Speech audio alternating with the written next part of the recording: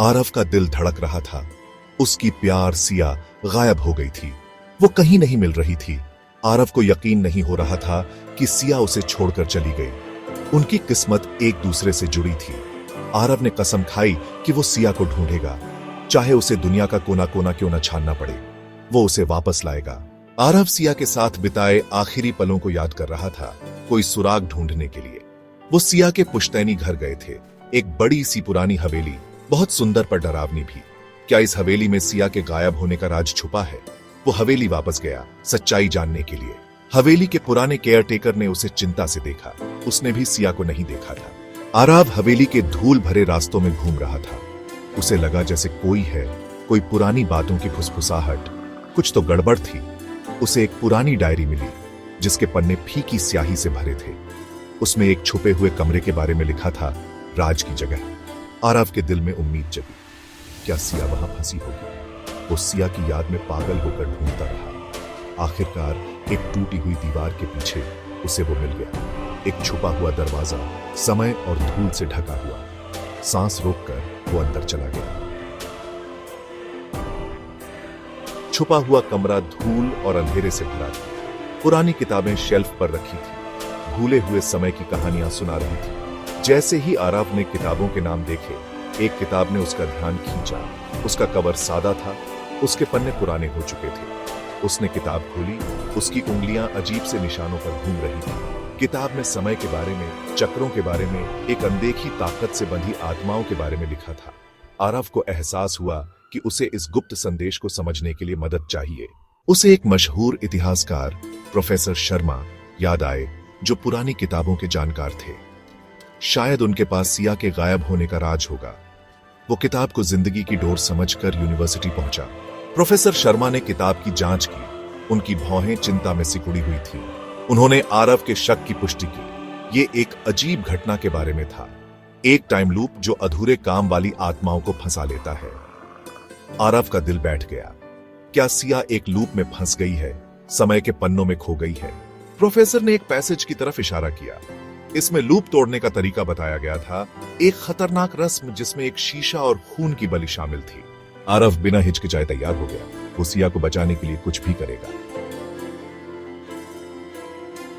Professor Sharma ने आरव को रस्म के खतरों के बारे में बताया। ये रस्म बहुत खतरनाक थी। एक गलती उसे भी टाइम लूप में फंसा सकती थी। उसे सावधान रहना होगा, एकदम सही तरीके से। आरव ध्यान से सुन रहा था, हर शब्द याद कर रहा था। किताब में एक ताकतवर शैतान के बारे में बताया गया था, जो टाइम लूप की रक्षा करता था। वो फंसी हुई आत्माओं के दुख और निराशा से ताकत पाता था। आरव को इस शैतान से लड़ना होगा, उसे हराना होगा, सिया को आजाद करने के लिए। उसके अंदर एक नई ताकत आ गई।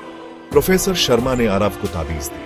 ये पुराने निशान शैतान के असर से बचाएंगे। ज्ञान और साहस से लैस आरव हवेली लौट आया। वो अपने प्यार की ताकत से अनजान का सामना करेगा। हवेली चांद की रोशनी में नहाई हुई थी। दूर से एक उल्लू की आवाज आई। उसकी उदास आवाज शांति में गूंज रही थी। आरव की रूह कांप गई। वो एक पवित्र खतरनाक जगह पर था। वो छुपे हुए कमरे में गया। उसका दिल डर से भरा हुआ था। उसे किताब में बताया गया शीशा मिल गया। वो एक सुंदर शीशा था जिसकी चांदी की सतह पुरानी हो चुकी थी। जैसे ही उसने शीशे में देखा, उसे एक अजीब सी खिंचाव महसूस हुई, एक भंवर जो उसे अंदर खींचने की कोशिश कर रहा था। उसने खुद को संभाला, सिया की तस्वीर पर ध्यान केंद्रित किया। अचानक उसने सुना सिया की आवाज, एक धीमी सी आवाज जो उसका नाम पुकार रही थी। आवाज शीशे से आ रही थी, उसे पास बुला रही थी। S5 media group, man being lured by a voice, close up of a mouth whispering at its stock at it distribute underscore equally. Aarav, Siya, तुम जिंदा हो, मुझे तुम्हारे पास आना है। आरव का दिल उछल पड़ा। वो जिंदा थी, फंसी हुई थी, लेकिन गई नहीं थी। उसे उसके पास पहुंचना था। गहरी सांस लेते हुए आरव ने शीशे को छुआ। उसके शरीर में एक करंट दौड़ गया और दुनिया रंगों के भंवर में बदल गई। जब उसने आंखें खोलीं, तो वो खुद को हवेली के एक अंधेरे, बिगड़े हुए रूप में पाया। हवा में एक अजीब सी मीठी खुशबू थी और एक अजीब सी खामोशी छाई हुई थी। वो अपनी धड़कनें सुन सकता था। सिया, सिया, तुम कहाँ हो? उसने सिया का नाम पुकारा। उसकी आवाज डर और उम्मीद से कांप रही थी। उसे ढूंढना था। परछाई से एक आदमी निकला, एक लंबा पतला आदमी जिसकी आंखें बुरी तरह जल रही थी। वो मुस्कुराया, एक क्रूर मजाक उड़ाती हुई मुस्कान जिससे आरव की रूह कांप गई। तुम्हें लगता है तुम उसे बचा सकते हो? बेवकूफ लड़के, ये मेरा इलाका है। ये वो शैतान था, टाइम लूप का रक्षक। सिया के लिए लड़ने का समय आ गया था।